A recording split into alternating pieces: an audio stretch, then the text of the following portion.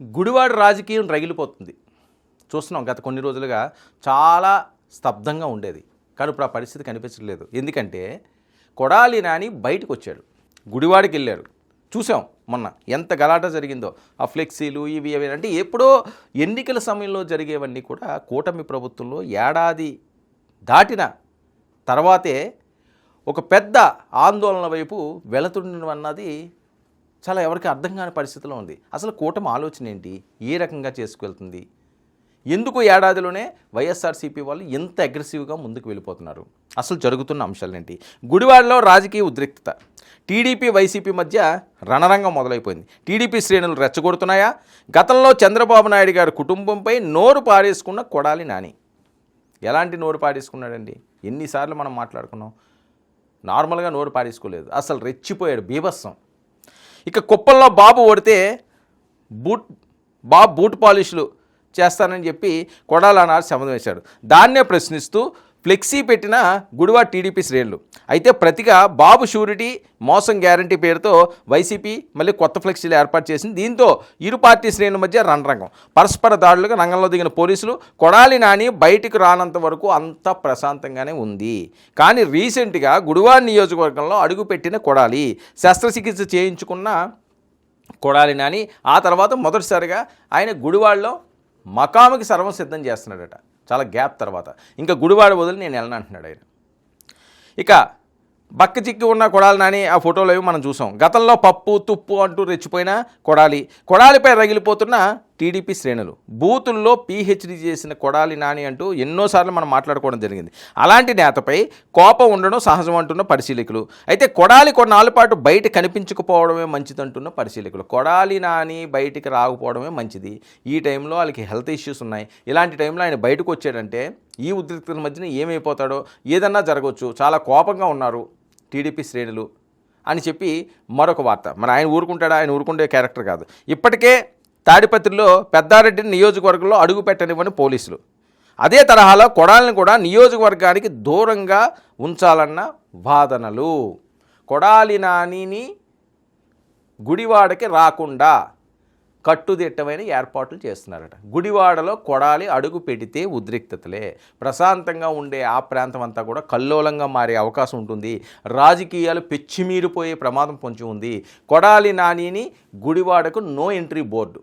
ఇది కూటమి ఆలోచనలు. పోలీసులు కూడా అంతే, ఎట్టి పరిస్థితుల్లో వచ్చావంటే అయిపోతావు. పెద్దారెడ్డిని కూడా ఆ రకంగానే చేసిన పరిస్థితిని మనం చూసాం ఆ తాడిపత్రిలోని. ఇక అప్పుడే శాంతి భద్రతలు అదుపులో ఉంటాయంటూను వాదలు. అయితే రెడ్ బుక్లో మొదటి వరుసలో కొడాలి నాని పేరు. ఆయనపై అనేక అవకతవకల కేసులు, కేసులు, కబ్జాల కేసులు 1, 2 కాదు కదా. కొడాలి నానిపై చాలా కేసులు ఉన్నాయి. సో కొడాలిని గుడివాడకి రాకుండా నో ఎంట్రీ బోర్డు పెట్టాలని ఆలోచన చేస్తున్నారు. బోర్డులు పెడితే ఆయన ఆగిపోయి మనిషా, బోర్డులు పెడితే భయపడిపోయే మనిషా. ఎందుకు ఈ అంశం అంటున్నారంటే చాలామందిలో జరుగుతున్న చర్చ. సరే ఇన్ని కేసులు ఉన్నాయంటున్నారు. ఏది కేసులు ఉన్నాయట, కబ్జాల కేసులు ఉన్నాయట, చాలా అవకతవకలు చేశారు, చాలా అవినీతికి పాల్పడారని కేసులు ఉన్నాయట. మరి ఆ కేసులుంటే ఎందుకు అరెస్ట్ చేయటం లేదు? కేసులుంటే ఎందుకు బయటికి రావటం లేదు? కేసులుంటే పోలీసులు ఎందుకు ఆయన అదుపులోకి తీసుకోవటం లేదు? అవకతవకలు, అవినీతులు ఇవన్నీ చేస్తే ఈ సిఐడీలు కానీ లేదా వేరే వాళ్ళు కానీ సిబిఐలు కానీ ఎందుకు రావటం లేదు? అంటే ఇందులో ఏది నిజం, ఏది అబద్ధం? రెడ్ బుక్లో మొదటి పేరు అయితే ఆయనదో, వంశీది, వీళ్ళదే ఉంటుంది, నో డౌట్. అందులో ఎటువంటి అనుమానాలు అవసరం లేదు. రోజా గారిది, పేరు నానిది, ఖచ్చితంగా కొడాలి నానిది బుక్లో ఉంటుంది. మొదటి పేరు ఉంటే కొడాలి నానిదే ఉంటుంది. ఎందుకంటే లోకేష్ గారిని, చంద్రబాబు నాయుడు గారిని ఎంత దారుణంగా మాట్లాడేవాడంటే ఆయన. మీ ఎన్ని వీడియోలు, కొన్ని వందల వీడియోలు ఇలా సెర్చ్ చేస్తే కొడాలి కామెంట్స్ అని చంద్రబాబు, కొడాలి కామెంట్స్ అని లోకేష్ అని కొట్టండి, విపరీతంగా వైరల్ అయిపోతాయి. సో వాళ్ళైతే ఊరుకునే పరిస్థితి లేదు. కానీ నో ఎంట్రీ బోర్డు పెడితే ఈయన పక్క రూట్కి వెళ్ళిపోతాడా? బోర్డులు తన్ను కూడా పోతామంటున్నాడు ఈయన కాదు, ఆయన వర్గీయులు అందరూ కూడా. ఎవరైతే ఈయన పెద్దగా మాట్లాడలేదు. సో అదే కానీ జరిగితే గుడివాడలో మరొక యుద్ధం మొదలు. ఒకసారి 2 సార్లు కాదు కదా, ఎన్నిసార్లు గుడివాడ పేరు ఎత్తితేనే అసలు కొడాలి నాని అంటే వీరంగం చేసేవాడు కొడాలి నాని ఆయన. కానీ ఇప్పుడు ఆ పరిస్థితి లేదు, బాగా డల్ అయిపోయాడు. మనం ఇమేజ్లు అవి చూస్తున్నాం కదా, చాలా డల్ అయిపోయాడు, చాలా ఇబ్బంది పడుతున్నాడు, ఆరోగ్యం సరిగా సహకరించట్లేదు, ఎక్కువగా మాట్లాడలేకపోతున్నాడు. ఇంతకుముందంత ఆ గాంభీర్యం అయితే ఆయనలో కనిపించట్లేదు, బాగా లొంగిపోయాడు మనిషి. సరే లొంగిపోయినా ఉండేది ఉంటుంది కదా లోపల, గతం నుంచి ఉన్నది, అది ఆపదు. వంశీ విషయంలో అయితే వంశీ అయితే బాగా లొంగిపోయాడు.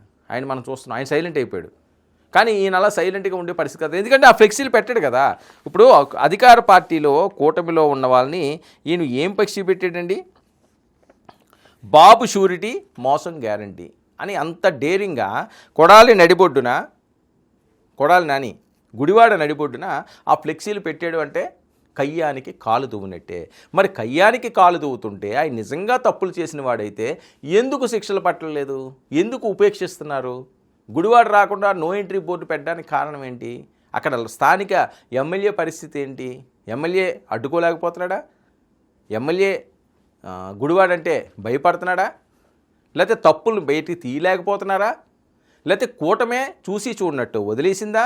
మళ్ళీ కక్ష సాధింపు అనుకుంటారేమో, సింపతి పెరిగిపోతుందేమో అని ఆ రకంగా ఆలోచిస్తున్నారా? లేదా అతనికి అనారోగ్యంగా ఉన్నాడు, ఆరోగ్యం సరిగా లేదు, అందుకని ఏమైనా ఆగుతున్నారా, కాస్త సమయం ఇస్తున్నారా? ఇవన్నీ కూడా ప్రశ్నలు, కానీ సమాధానాలు మాత్రం దొరకట్లేదు. హైదరాబాద్లో ప్రస్తుతం ఆయన ఉన్నాడు. హైదరాబాద్ నుంచి గుడివాడకి మకాం మార్చేయడానికి హెల్త్ ఇప్పుడు సెట్ అవుతున్నది కాబట్టి మరికొన్ని రోజుల్లో ఆయన గుడివాడికి వెళ్ళిపోతున్నాడట. గుడివాడకి మాత్రం ఎట్టి పరిస్థితుల్లోనే రానివ్వమంటున్నారు. గుడివాడ నుంచి బహిష్కరించాలంటున్నారు కొంతమంది తెలుగుదేశం పార్టీ శ్రేణులు. గుడివాడ మాత్రం ఆయన వస్తే ఒప్పుకోము అని చెప్పి వాళ్ళు అంటున్నారట. మరి దాని మీద పోలీసులకి కాస్త తలనొప్పిగానే మారింది ఈ వ్యవహారం అని. సో అప్పుడు పోలీసులు ఏం చేయాలి? అనాథరైజ్డ్గా అతను గుడివాడ అతను సొంత ఊరికి వస్తానంటే, ఆయన నియోజకవర్గానికి వస్తానంటే మాజీ మంత్రి మాజీ ఎమ్మెల్యే రాకుండా ఆపే శక్తి ఉంటుందా? ఆపడానికి వీళ్ళకున్న రైట్స్ ఏంటి, టెక్నికల్ అంశాలు ఏంటి, ఇవన్నీ కూడా ఇప్పుడు ఎవరినైనా ఆపేమనుకోండి. జగన్మోహన్ రెడ్డి గారు టూర్కి వెళ్తారు. టూర్కి వెళ్ళినప్పుడు అక్కడ ఏదో చిన్న ఇష్యూ అయిందంటే అది పెద్ద వార్త, అంత ఫోకస్ అంతా మీడియా అంతా దాని మీద ఉంటుంది. సో ఈయన యాత్రలకు వెళ్ళకపోతే ఏ గొడవ లేదు, కానీ ఈయన వార్త కోసమన్నా గుడివాడ వెళ్తాడు. గుడివాడలో ఖచ్చితంగా ఆపుతారు, నో ఎంట్రీ బోర్డులు పెడుతున్నారట, ఆయన ఇంటికి వెళ్ళనివ్వటం లేదట, హైదరాబాద్లోనే ఉండమంటున్నారట. సరే ఎన్నికల సమయం వరకు హైదరాబాద్లో ఆయన ఉంటే నియోజకవర్గంలో ఇబ్బంది పడే పరిస్థితి ఉంటుంది, ఎందుకంటే నెక్స్ట్ మళ్ళీ గుడివాడ నుంచి ఆయన పోటీ చేయాల్సి ఉంటుంది. వేరే నియోజకవర్గాల్లో అయితే ఆయన ఎంచుకోడు, ఎందుకంటే అక్కడ పట్టు ఎక్కువ ఉంది కాబట్టి. సో ఆ నేపథ్యంలో నియోజకవర్గాల్లో ఎప్పుడో ఎన్నికల టైంకి మేము అవకాశం ఇస్తాం, ఎన్నికల టైంకి వెళ్తామంటే ఊరుకునే పరిస్థితి లేదు కదా. సో జగన్మోహన్ రెడ్డి గారు కూడా ఒక డైరెక్షన్ ఇచ్చారట, వెళ్ళండి అరెస్టులు చేయమనండి, ఎంత అరెస్టులు చేస్తే మనకంత ప్లస్ అని చెప్పి అధినేతే వాళ్ళకి అభయహస్తం ఇస్తే ఇంకా ఆగుతారా వీళ్ళు? కొద్ది హెల్త్ బాగోక ఆయన ఏదో కొద్దిగా సైలెంట్గా ఉన్నాడు, కానీ లేకపోతే నాని వైలెంట్ ఎలాంటిదో వేరే చెప్పాల్సిన అవసరం లేదు కదా. నోరిప్పితే ఇంకా లేనివన్నీ వస్తాయి. డబుల్ పిహెచ్డీ చేసాడు ఆయన, మామూలు పిహెచ్డీలు చేయలేదు ఈ విషయంలో. సో ఎన్ని పిహెచ్డీలు చేసినా సరే నోరు పది పెట్టుకోవాలి, నోటు దూల తగ్గించుకోవాలి, లేకపోతే ఏదో టైంలో ఎక్కడో దగ్గర ఏదో రకంగా ఇరుక్కున్నారు అంటే శ్రీకృష్ణ జన్మస్థానం అన్నది తప్పదు.